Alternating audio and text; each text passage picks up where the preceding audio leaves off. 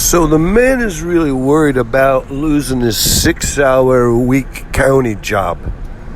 I don't know why. I don't know if he's wanting to social climb. I think he needs that little bit of money, but I think that gets him some kind of insurance or some kind of benefits or something. He's gaming the system. He wants to hang on to that 6-hour-a-month county job. And for the life of me, I can't figure it out. But there's this guy named David. And David, as a dog, I would just tear into David's ass. If I got whooped, so be it. But then he would perhaps think twice about giving me such a hard time, I feel like telling the man, just blast into him, bash into him, take the coffee pot, smash it over his head. And the man said, I'd lose my job for sure then.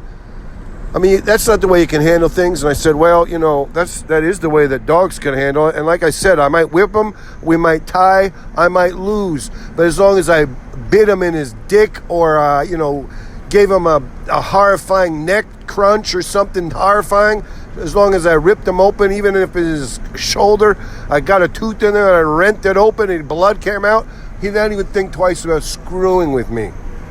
The man said, that's not how it works in the office. It's all subtle. You got to be condescending. You always want to talk about the guy behind his back, and then slowly you start doing it right in front of him. And then if he doesn't say anything, it just gets worse and worse and worse. Well, I didn't say anything because I was, I didn't want to get involved with that. I'm there. I'm like six hours a month. I'm there 6 hours a month, and you guys single me out. I thought it would pass, but now it's just this thing where it's just grinding on me. It's horrible. It's a subtle thing. I try to give him subtle things back. At one point, it's going to have to be the first going to have to fly. And this guy will kill me. This guy jogs. I'm an old 55-year-old man. This guy looks like he's 43 and he jogs. What do you think's going to happen? If I beat him for the first 12 seconds, I'd be killed. In the 45 second, I'll be dead. I'll be begging him to punch me out cold. I'll be so exhausted, my chest would be burning with such a fire of intensity for the lack of oxygen. It'd be like I was drowning.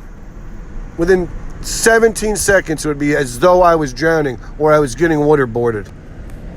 And I looked at the man, I said, well, maybe you better start doing a little jogging yourself or whatever. The other thing I told the man, I said, the dog world, sometimes if you don't want to fight, you just kind of crawl around with your ass up in the air. And that's a sign that you could screw me in my ass, you could do whatever you want, you could defecate on me, and that way sometimes they leave you alone. So maybe you should try that. If you don't want to fight, then walk around with your ass up in the air. And the man, he's kind of looked forlorn, he's like, I don't want to walk around with my ass up in the air either. I was like, well, you might have to fight. He says, well, whatever. It might happen, it might not. But I tell you what, it's a crummy thing when you got to go into work every day and, think about that crap and be all keyed up and have to worry about it. It stresses you out. Can't just relax. It's a 6-hour-a-month job, for God's sake. Gosh almighty.